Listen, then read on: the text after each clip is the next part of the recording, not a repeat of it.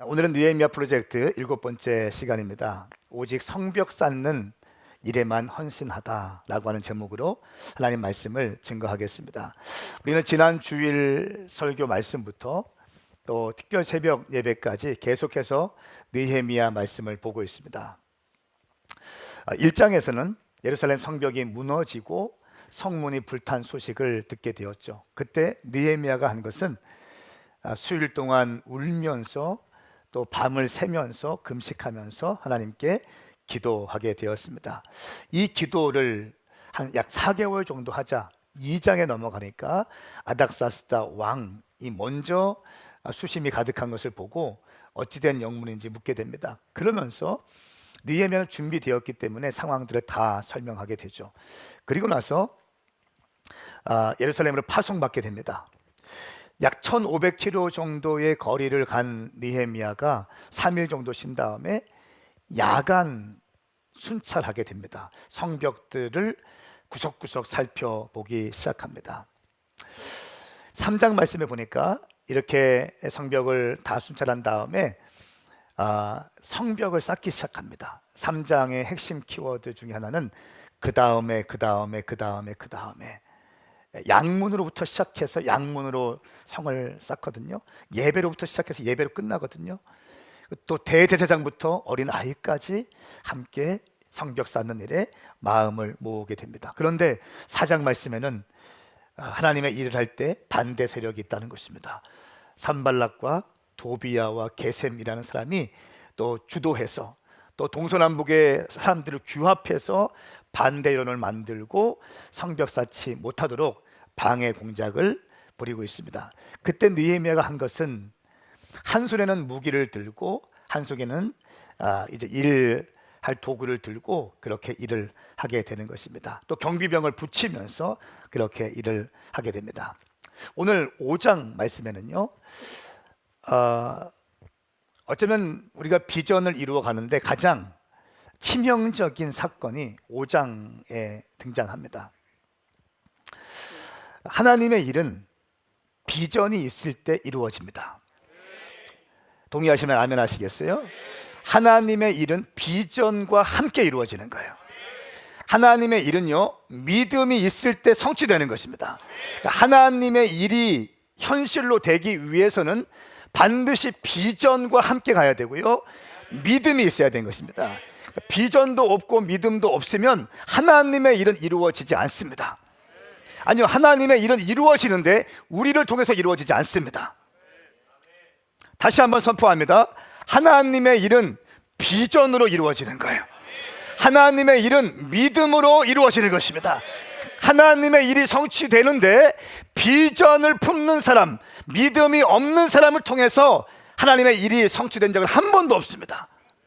한 번도 없습니다. 하나님이 주신 비전과 하나님이 주신 믿음, 그 믿음을 끌어안고 기도하면서 현실 가운데 풀어내기 시작할 때 하나님의 일이 성취되어지는 것입니다. 그러니까 비전과 믿음은 하나님의 일을 끌어당길 수 있는 가장 강력한 힘인 것입니다. 그러니까 비전이 없으면 하나님의 일을 풀어낼 수 없어요. 아멘.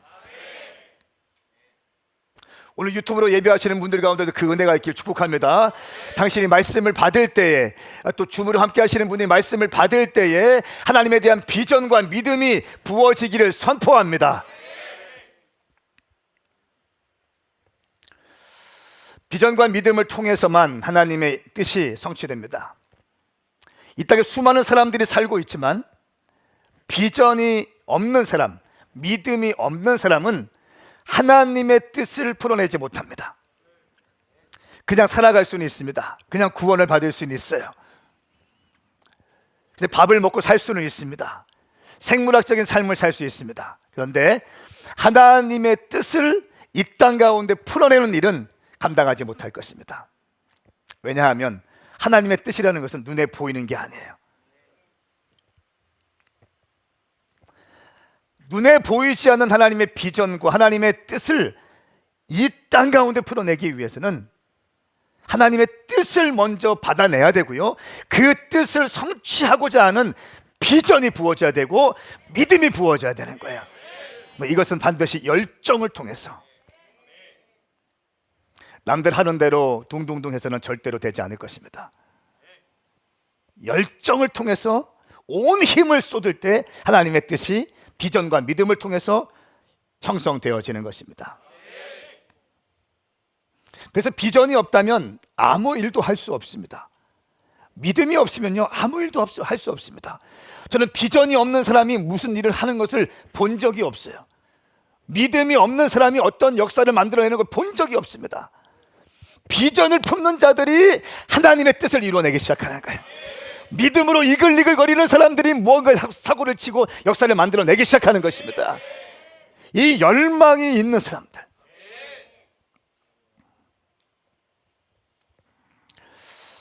그런데 그렇게 하나님의 뜻을 성취하는 데 비전과 믿음이 중요한데, 우리의 비전과 믿음을 흔들어내는 것이, 가장 흔든 것이 있습니다. 그것은 바로 외부의 공격도 아니고, 성벽을 쌓는 일도 아니고, 외부의 공격도 아니고, 사역도 아니에요. 내부의 원망과 불평입니다. 가정이 깨어질 때를 보면 외부에서 이 가정, 야 니네 엄마 왜 그래? 니네 아버지 왜 그래? 이렇게 말한다고 해서 가정이 깨어지진 않아요. 그렇죠?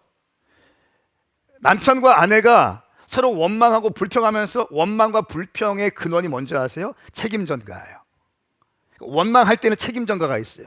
불평의 시작은 책임 전가로부터 와요. 야 니네 아버지 왜 그러냐? 니네 어머니는 왜 그러냐? 이런다고 해서 가정이 무너지지 않아요.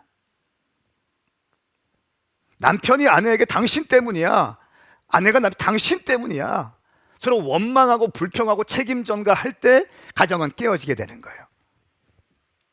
제국이 멸망할 때에도 외부에 의해서 멸망되는 것도 있지만, 사실은 이 모든 것은요, 내부의 분열을 통해서 시작됩니다. 내부의 첩자들이 오히려 다른 나라에게 정보를 제공하고 또 반역해서 침공할 수 있는 빌미를 만들어버리죠. 그래서 제국들이 망하게 되는 거죠. 교회도 마찬가지입니다. 사회도 마찬가지입니다. 내부에서 서로 책임을 전가하며 원망할 때 실패로 끝나게 되는 거죠. 오늘 저는 말씀을, 이제 느헤미야 5장 말씀을 여러분과 함께 볼 텐데요, 1절부터 5절까지의 말씀을 보면 백성들이 원망을 합니다. 원망을 해요. 자, 우리 한번 1절부터 5절까지의 말씀을 함께 읽겠습니다. 이 말씀은 살아계신 하나님 말씀입니다. 아멘. 시작. 그때 백성들과 그 아내들 사이에 그들의 유다의 형제들을 원망하는 소리가 있었습니다.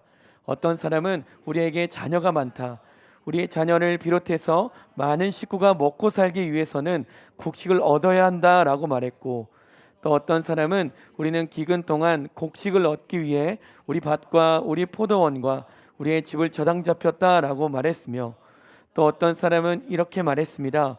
우리는 세금 낼 돈을 꾸기 위해 우리 밭과 포도원을 잡혔다. 우리는 우리 친척들과 한 몸이요 한 핏줄이다. 보라, 우리의 자식들은 그들의 자식이나 다름없는데 우리가 우리 자녀들을 종으로 내주게 됐다. 우리 딸 가운데 일부는 이미 종으로 팔렸고 우리의 밭과 포도원이 남의 것이 됐으니 우리는 그들의 속량할 힘이 없다. 아멘. 아멘. 요 1절부터 5절까지의 말씀을 보면 백성들이 원망하는데 네 가지의 원망을 합니다. 이 원망이 터무니없는 원망이 아니에요. 이유가 있는 원망이에요. 첫 번째 원망은 2절 말씀에 보면 가족이 많이 생겨서 먹고 살기 힘들다는 거예요. 가난에 지쳐 있다는 거예요. 두 번째 원망, 3절 말씀에 보면 흉년까지 와서 더 힘들다는 거예요. 안 그래도 먹고 살 게 없는데 흉년까지 와서 더 힘들어 죽겠다는 거예요. 지금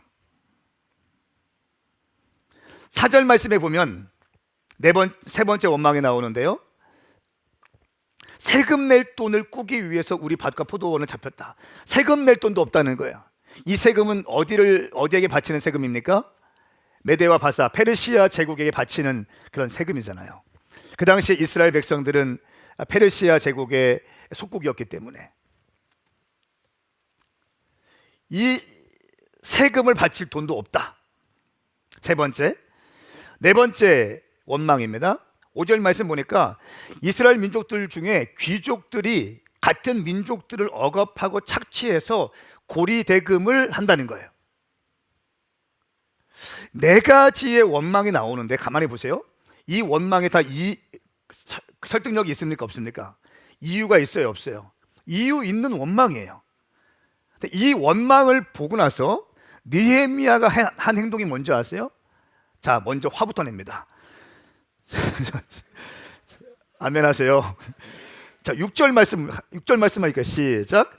그들이 원성과 탄식을 듣고 나는 몹시 화가 났습니다. 아멘. 이 이유 있는 네 가지의 원망을 딱 들은 다음에 느헤미야가 아주 분노를 합니다. 이 분노의 시작은 백성들을 향한 분노가 아니라 귀족들을 향한 분노였어요. 7절 말씀에 보면 내가 속으로 이것들을 곰곰이 생각하고 나서 귀족들과 관리들을 꾸짖어 말했습니다. 당신들은 지금 각기 자기 형제에게 폭리를 취하고 있어. 나는 그들을 책망하기 위해 큰 집회를 열었습니다. 이렇게 말씀하고 있어요. 백성들이 원망 소리를 들었어요. 네 가지의 원망입니다. 그리고 느헤미야가 몹시 화가 났습니다. 관리와 귀족들을 불러 모아서 꾸짖었습니다. 자, 그리고 7절 말씀에 보니까 내가 속으로 이것들을 곰곰이 생각하고 나서 귀족과 관리를 꾸짖어요. 여기서 말하는 7절 말씀에 곰곰이 생각했다는 말에 히브리적 의미를 살펴보니까 두 가지가 의미가 있습니다. 자기 자신과 깊이 있게 대화한 거예요. 이 문제가 도대체 어떤 문제인지, 백성들의 원망이 도대체 이거 왜 이 원망할 수밖에 없는 이유가 무엇이고 발단은 무엇인지에 대해서 감정적으로 화를 낸 것이 아니라 곰곰이 묵상하고 계획했다는 거예요. 두 번째는 하나님께 기도했다는 것입니다. 자기 자신과 묵상하고 대화했다는 것은 무슨 말이냐면요, 이런 이 느헤미야쯤 되면 영적인 언어를 할 수 있습니다. 주님과 교통할 수 있는 거예요. 이게 대화하면서 기도하면서 주의 응답을 받습니다.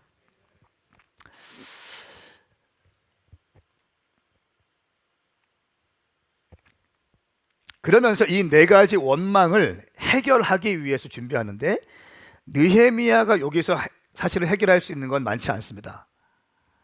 한번 생각을 해보십시오. 가족이 많은 거 느헤미야가 할 수 없습니다.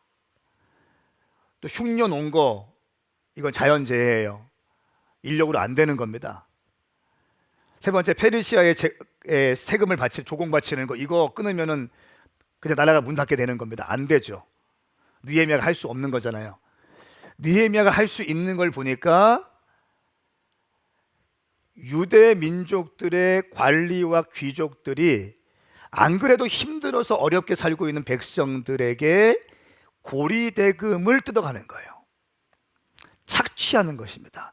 느헤미야는 이 문제의 해결 지점을 바로 요 점으로 잡습니다.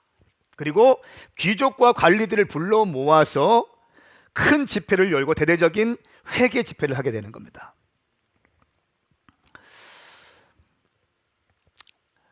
자, 같은 민족끼리 고리대금을 거두고 있는 고질적인 문제들을 해결할 수 있다는 것을 판단하고 이제 일을 시작하는데, 오늘날로 말하면 고위 공직자들을 위한 어떤 회개 집회 이런 거를 합니다. 우리 교회로 보면 어떻게 될까요? 중직자들, 집사님들, 우리 아브라함들, 이삭과 리브가를 향한 대대적인 회개 집회를 하기 시작하는 겁니다. 자, 이렇게 이제 큰 집회를 열었습니다. 우리 한번 8절부터 11절까지 어떤 일이 있는지 함께 읽겠습니다. 시작. 그들에게 말했습니다. 우리는 이방 민족들에 팔려갔던 우리 유대 형제들을 힘 닿는 대로 속량해 오지 않았소. 그런데 지금 당신들은 여러분의 형제들을 또 팔고 있단 말이요. 그들은 할 말이 없어 침묵했습니다. 그래서 내가 계속 말했습니다. 당신들이 하는 일은 옳지 못하오. 이제 여러분이 이방 민족들의 비방을 피하기 위해서라도 우리 하나님을 경외하며 살아야 하지 않겠소? 나와 내 형제들과 내 부하들도 백성들에게 돈과 곡식을 구워 줄 테니 이제부터는 폭리를 취하는 일을 제발 그만두시오. 그들의 밭과 포도원과 올리브 농장과 집들은 오늘 당장 그들에게 돌려주고 당신들이 그들에게 추징한 폭리 곧 돈과 곡식과 새 포도주와 기름의 100분의 1도 돌려주시오. 아멘. 이렇게 느헤미야가 관리들과 귀족들을 불러 모아놓고 고위공직자들 불러 모아놓고 회개 집회를 합니다. 우리 백 목사님은 부드럽게 읽어주셨지만 7절 말씀에 보니까 이 8절 말씀에 보니까 불러 모은 목적이 뭡니까? 책망하기 위해서인 거예요. 굉장히 단호하게 선포한 것입니다.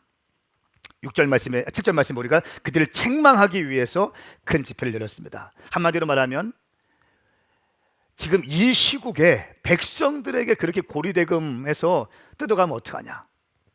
폭리를 멈춰라. 당신들 여호와 경외하는 사람들 맞냐? 특별히 이자까지 그 어마어마한 이자까지 받아가면서 이렇게 하고 있는 게 지금 잘된 일이냐? 제발 폭리를 취하는 일을 그만두시오라고 이야기합니다.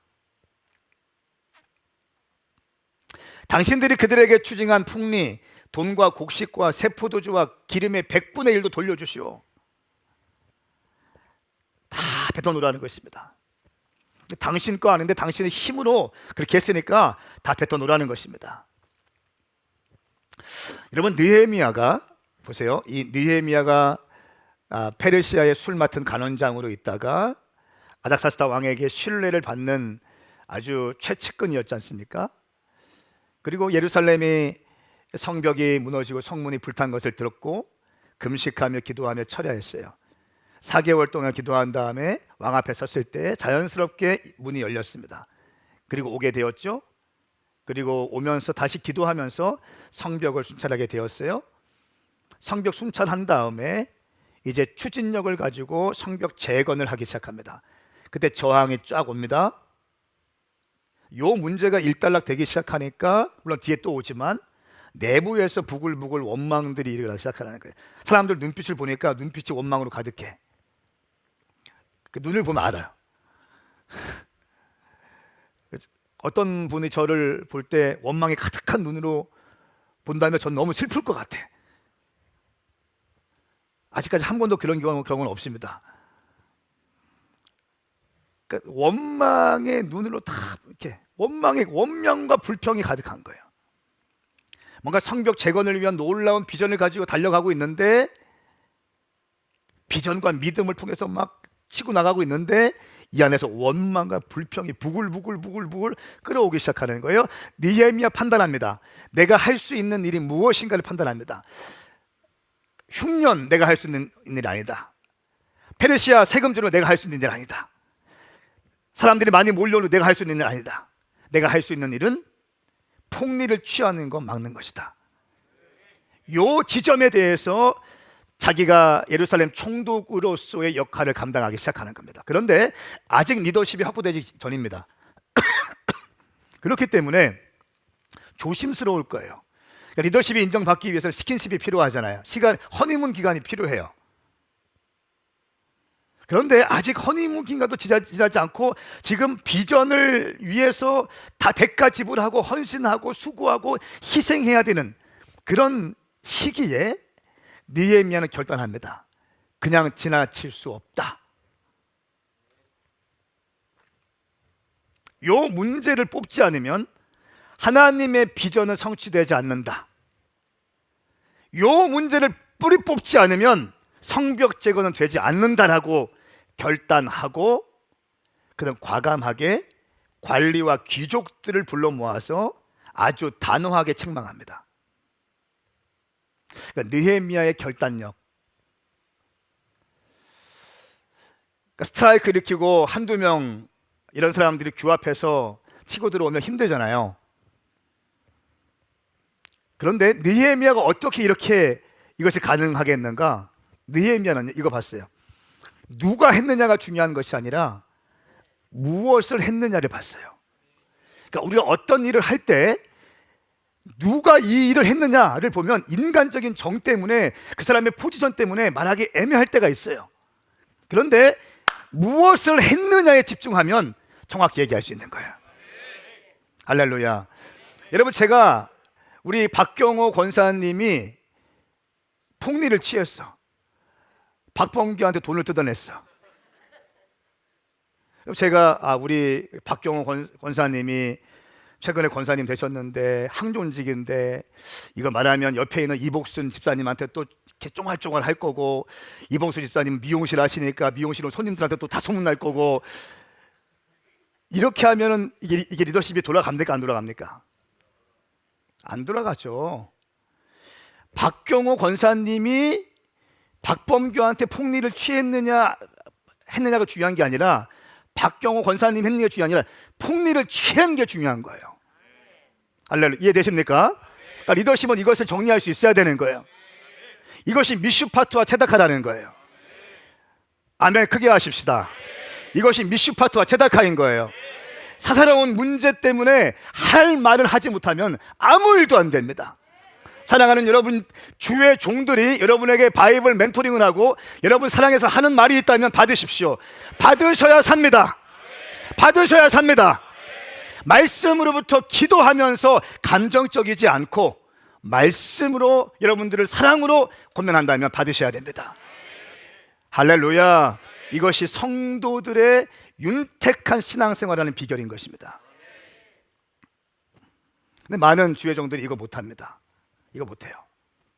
이 말하면 어떤 집사가 삐질까, 어떤 권사가 삐질까, 어떤 장로가 삐질까. 그러니까 이것 빼고 이거 빼고 저것 빼고 차포 빼고 무슨 말씀이 들어갑니까? 그러니까 힘이 없는 거예요. 그러니까 생명력이 전달되지 않는 거예요.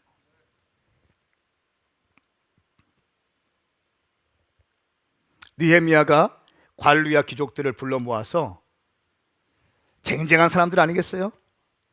그렇죠? 그 예루살렘 지역에서 쟁쟁한 관리와 귀족입니다. 고위 공직자들이에요. 네. 나름대로 한가닥 한다는, 코 좀 푼다는 사람들, 이런 사람들 다 불러 모아서 미슈파트와 차다카를 던져버려요.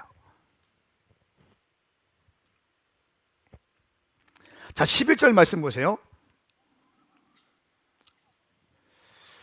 그들의 밭과 포도원과 올리브 농장과 집들을 오늘 당장 그들에게 돌려주고, 당신들이 그들에게 추징한 폭리 곧 돈과 곡식과 새 포도주와 기름의 100분의 1도 돌려주시오. 자, 제가 어떤 단어에 클릭이 되었냐면, 오늘 당장 그들에게 돌려줘라. 회개는 미루는 게 아닙니다. 회개는 오늘 시작하는 거예요. 마귀의 속임수는 내일입니다. 근데 진정한 회개는 오늘부터 시작되는 것입니다.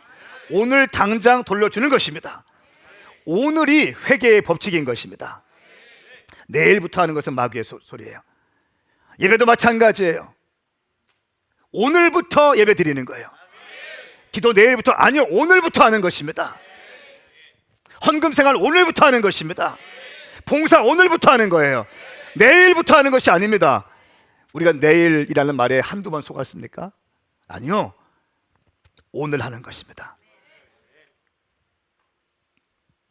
지금 당장 시행하는 것입니다. 저는 선포합니다. 여러분 가운데 즉각적인 순종과 회복이 있기를 선포합니다. 자, 그런데 보니까 귀족과 관리들이 그래도 성숙한 사람들이에요. 그러니까 쫌팽이 같으면 이거 감당하지 못하거든요. 삐지거든요. 내가 그래도 고위 공직자고 내가 관리고 귀족인데 우리한테 이렇게 함부로 해? 이렇게 할 만한데 12절과 13절 말씀에 보니까 이들이 성숙했어요.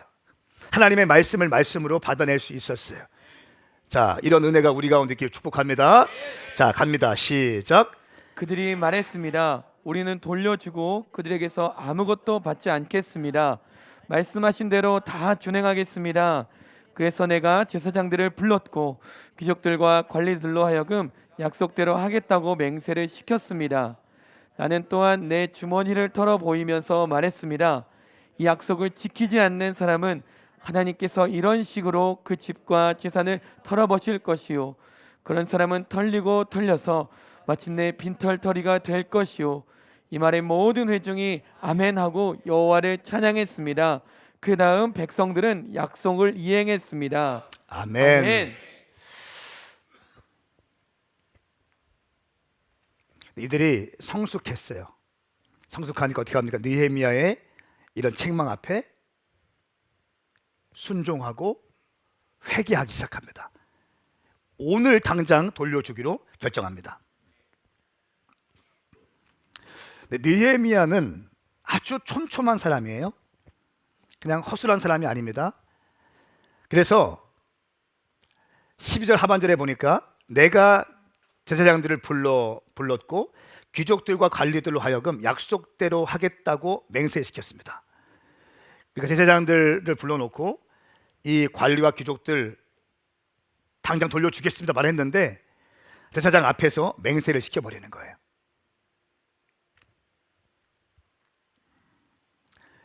맹세시키면서 끝나는 게 아닙니다.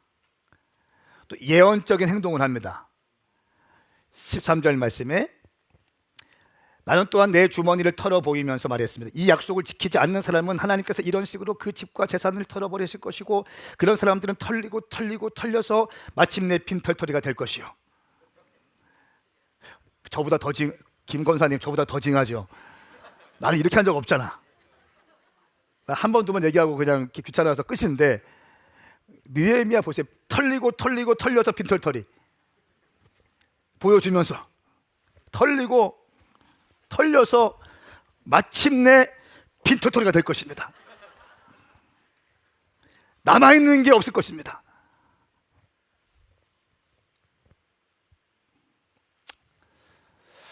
그러니까 여기에서 느헤미야가 왜 이렇게까지 할까요? 한번 생각해 보세요. 느헤미야는 왜 이렇게까지 해야 될까요? 그 귀족들이 미워서예요? 그 귀족들과 무슨 원수졌습니까? 아니면 그 귀족들의 돈을 좀 자기가 좀 이렇게 착복하려고 그런 거예요? 뒤에 말씀 보니까 그런 것도 아니에요. 왜 그런 겁니까? 그 모습이 여호와를 경외하는 모습이 아니기 때문에 그런 거예요. 그러니까 모든 성경에 있는 리더십들은요 미슈파트와 체다카에 대해 정확합니다. 인간적인 감정에 의해서 무엇을 처리하지 않아요. 아멘. 왜냐하면 궁극적으로 축복받는 것은 하나님의 말씀을 준행할 때 축복이기 때문에 지금 당장 아프더라도 해야 될 말 하는 거예요. 할렐루야. 공개적으로 맹세를 시키고 예언적인 행동으로 자 따라서 털려서 크게 합시다. 마침내 빈털터리가 될 것이다. 이렇게 말하니까 모든 사람들이 아멘 했습니다. 그리고 여호와를 찬양했습니다. 보세요. 자 보세요. 이런 상황 가운데 있는데 아멘하고 여호와를 찬양했다. 자 그럼 벌써 원망이 불평이 찬양으로 바뀌어지기 시작한 것입니다. 할렐루야. 하나님의 경외함으로 바뀌어지기 시작하는 것입니다. 이미 공기는 바뀌어지기 시작한 거예요. 흐름을 바뀌어지기 시작하는 것입니다. 느헤미야는 이것을 본 거예요. 이것을 본 거예요. 저는 우리 DNA 처치 리더들 또 인턴들 가족들이 공기를 바꿔낼 수 있는 분들이 되길 축복합니다. 여러분들이 가정에 들어갈 때 냉랭한 가정의 분위기가 따뜻하게 바뀌길 선포합니다. 여러분이 회사에 들어감으로써 여러분의 회사가 더 비전적이고 즐거운 회사가 되기를 선포합니다. 여러분의 DNA 모임이 가고 여러분이 어떤 같이 작은 모임에 있을 때 여러분이 들어가서 그 모임이 더 기쁘고 즐거운 모임이 되기를 축복합니다. 긴장되는 거 말고요. 어제 주례 우리 이삭이와 시온이 주례를 했는데 얼마나 좋은지 몰라요.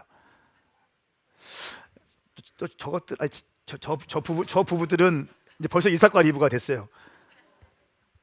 그렇게 나는 원띵을 거치지 않고 킹제를 거치지 않고 바로 이삭과 리브가 하리라. 말대로 되는 거 말대로.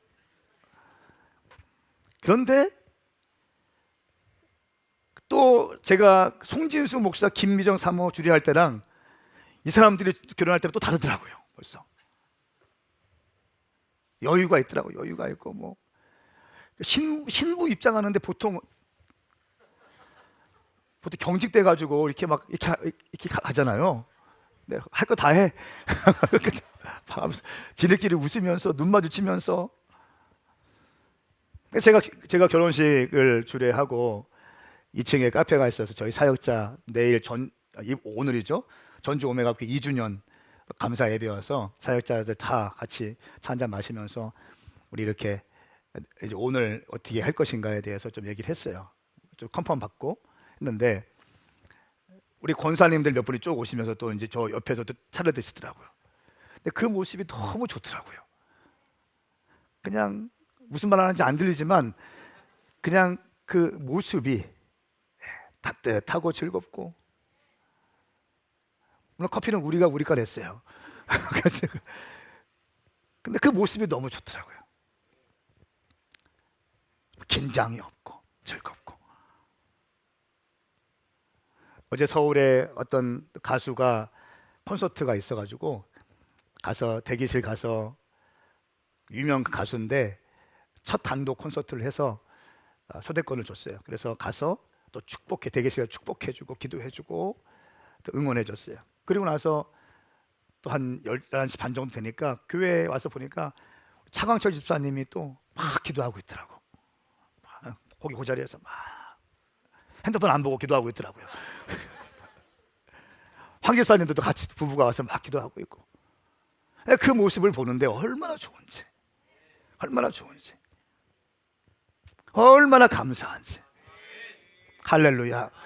사랑하는 여러분, 여러분이 가는 곳마다 공기와 흐름을 바꾸시기를 예수님의 이름으로 선포합니다. 이게 게임 체인저예요. 그러기 위해서는 내가 먼저 내 흐름을 바꿔낼 수 있어야 돼요.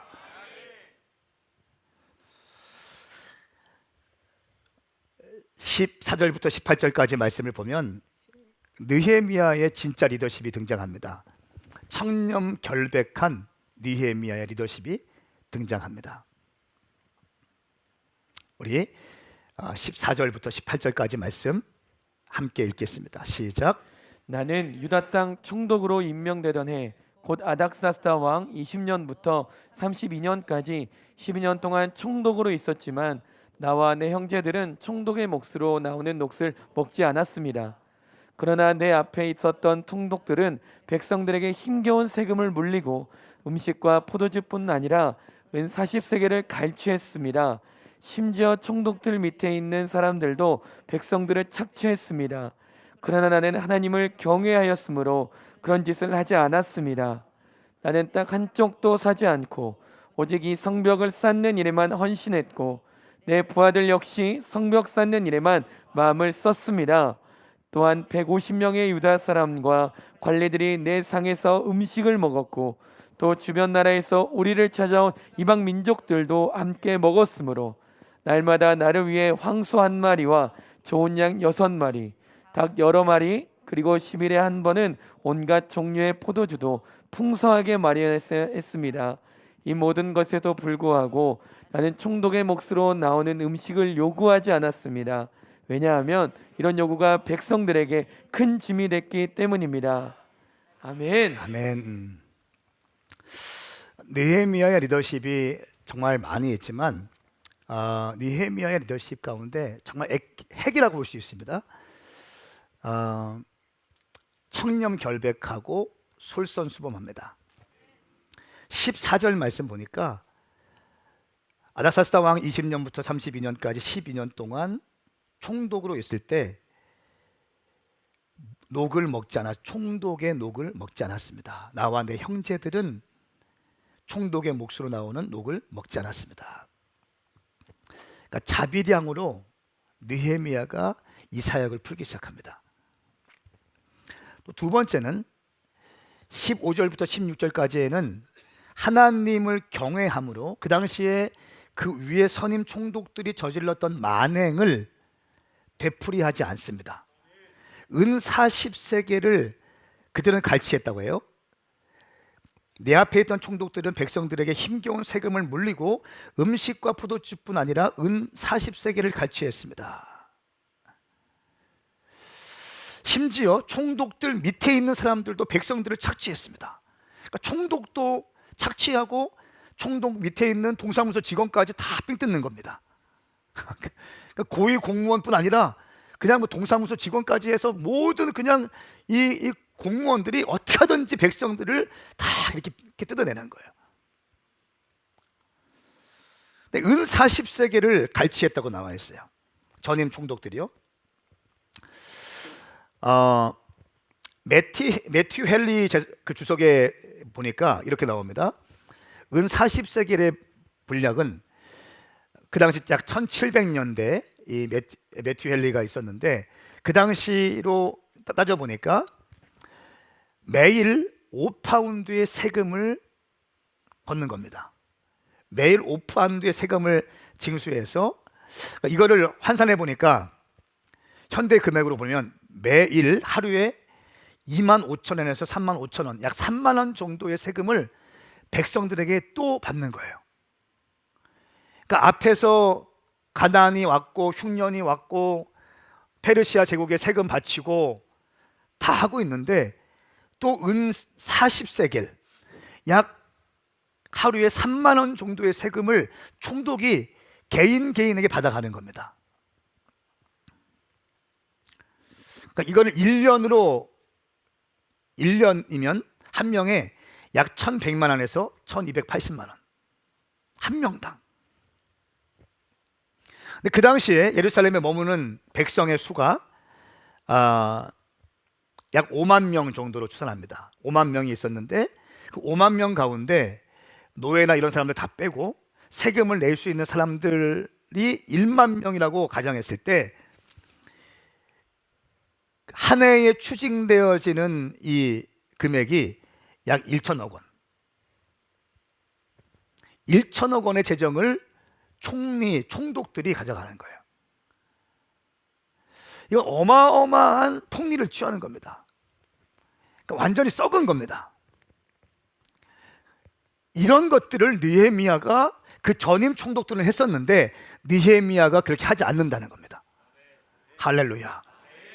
그러니까 왜 그렇습니까? 말씀을 보니까 나는 여호와를 경외했기 때문에. 그러니까 모든 것이 여호와를 경외함이 있으면 되는 줄 믿습니다.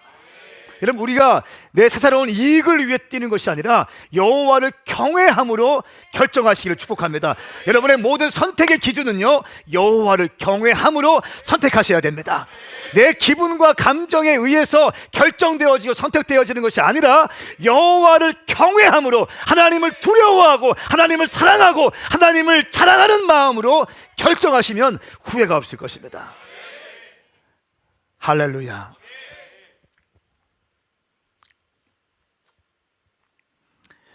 이것은 매우 무거운 세금이었기 때문에 이 문제를 해결하기 위해서 백성들이 다시 빚을 져야 되는 거예요. 그러니까 자기 새끼도 종으로 팔아버릴 수밖에 없는 거예요. 지금 이 말씀, 자기 종들도, 자기 아들, 딸들도 종으로 팔아버릴 수밖에 없는 이런 상황을 느헤미야가 보고 개혁하기 시작합니다. 귀족과 관리들 뜯어고치고 잘못된 총독들의 관습 뜯어 고쳐서 여호와를 경외함으로 은 40세겔을 받지 않고 청렴결백한 리더십, 이것이 느헤미야 가운데 있었습니다. 세 번째 말씀을 보니까, 자, 15절 말씀의 마지막 절, 나는 하나님을 경외함으로 그런 짓을 하지 않았습니다. 여러분 언더라인 쳤어요. 하나님을 경외함으로 나는 그런 짓을 하지 않았습니다. 남들 다 그렇게 해도 나는 그렇게 하지 않겠습니다. 남들 이중계약 해도 나는 그렇게 하지 않겠습니다. 16절 말씀 함께 읽겠습니다. 시작. 나는 땅 한쪽도 사지 않고 오직 이 성벽을 쌓는 일에만 헌신했고 내 부하들 역시 성벽 쌓는 일에만 마음을 썼습니다. 아멘. 나는 땅 한쪽도 사지 않고. 그러니까 오늘이나 그때나 땅이 중요한 것 같아요. 땅. 느헤미야는 성벽 재건하기까지 땅 한쪽도 사지 않았다는 거예요. 사사로운 욕심을 부리지 않았다는 거예요. 자기 재산 증식을 위해서 살지 않고 성벽 재건하는 것에 모든 것을 헌신했다는 거예요. 근데 느헤미야만 그런 것이 아니라 내 부하들 역시 성벽 쌓는 일에만 마음을 썼습니다. 오직 이 성벽 쌓는 일에만 헌신했고 성벽 쌓는 일에만 마음을 썼습니다. 이것이 느헤미야와 느헤미야가 이끄는 공동체의 특징이었습니다. 사랑하는 여러분, 이제 우리가 성전 건축을 앞두고 있죠. 우리 지금은 기도하는 시즌입니다. 기도하는 시즌이 끝나면 이제 일이 착착착 아주 속도를 붙여가면서 진행하게 될 것입니다. 여러분 어떻게 지금 생각하고 있습니까? 어떤 마음을 주십니까? 부담이 되십니까? 아니면 좀 불편하십니까? 어떤 마음이 있으세요? 하나님의 성전이 세워지는데 마음을 모으시고 최선을 다하시면 됩니다. 그걸로 끝이에요. 자유하시면 되는 거예요. 누구 바라볼 거 없습니다. 내게 주신, 내가 기도하고 주님이 감동 주실 때에 주님께 헌신하고 드리고 심고 최선만 다하면 되는 거예요. 그리고 나머지는 주님께서 우리를 위해 하십니다. 주님께서 우리를 위해 하시는 거예요. 우리가 주님을 위해서 무엇을 하시는 게 아니라 하나님이 우리를 위해서 하시는 거라고요. 하나님이 여러분의 가정을 위해서 하시는 거라고요. 하나님이 여러분의 아들, 딸들을 위해서 하시는 거라고요. 지금까지 9년의 시간 동안 본질 사수했으니 수고했다. 마음이 흔들어지지 않고 최선을 다하고 충성했으니 내가 너희를 위해서 이제 해줄게. 이 느낌으로 주님께서 지금 일을 몰아가고 계신 거예요. 저는 그 그림을 보고 있어요. 저는 그 바람을 읽고 있습니다. 바람이 불어오고 있어요. 거룩한 동풍이 불어오고 있습니다. 여러분 느껴지지 않습니까? 거룩한 동풍이 불어오고 있어요. 이 거룩한 동풍은 홍해를 가릴 것입니다. 홍해를 가릴 것입니다. 하나님의 일하심이 가릴 거예요. 사람이 하는 거 아니에요. 그냥 우리는 뭐합니까? 최선만 다하면 되는 거예요. 최선만 다하면 되는 거예요. 그걸로 끝. 그게 황 목사 교회입니까? 장로님 교회입니까? 누구 교회입니까? 하나님의 교회고. 9년 전에, 여러분 이거 제가 설교 때마다 말씀드리는 거 아니에요?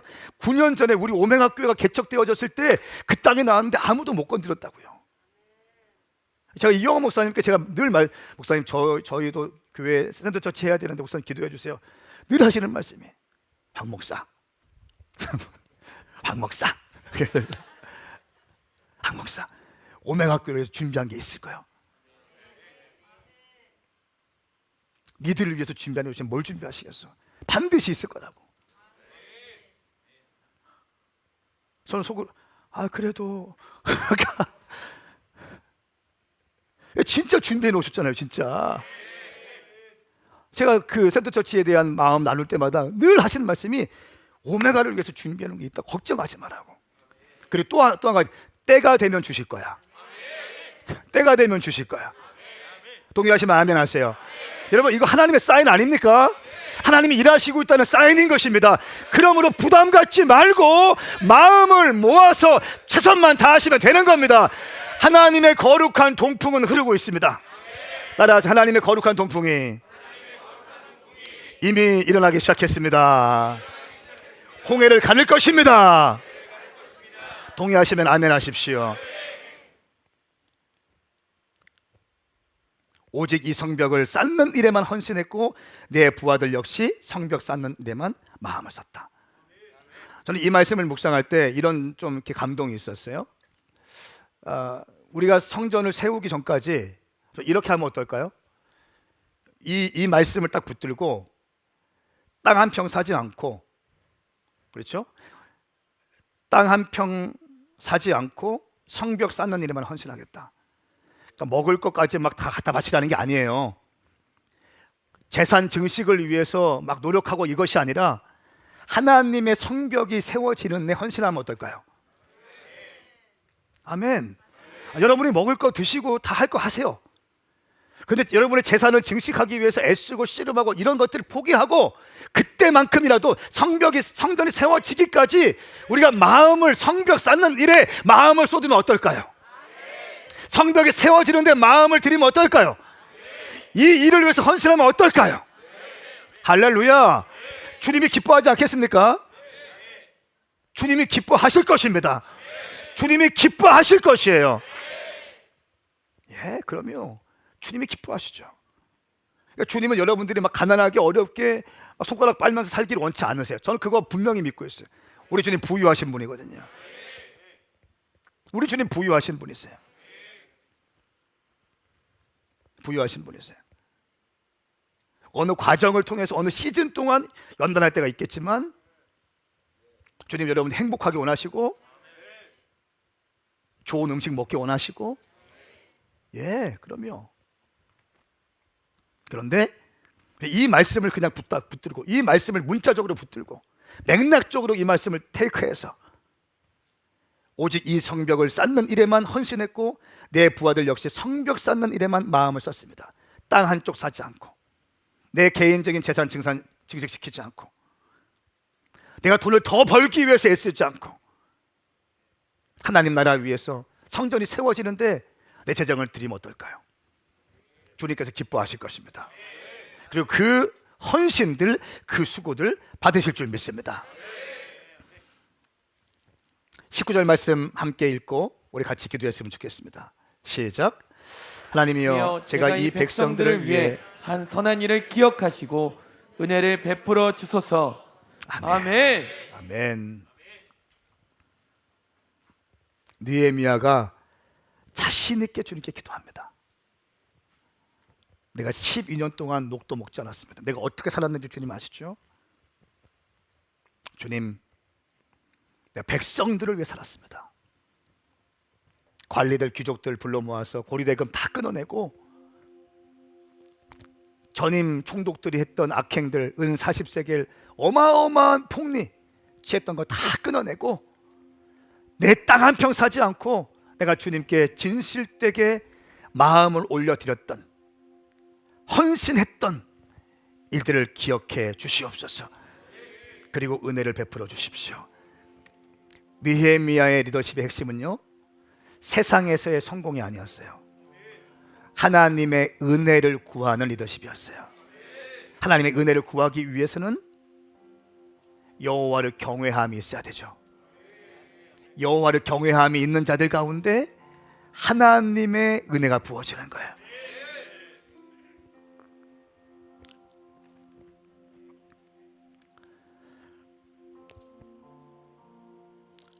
제가 우리 교회에서 이집트 성지순례 많이 가지 않습니까?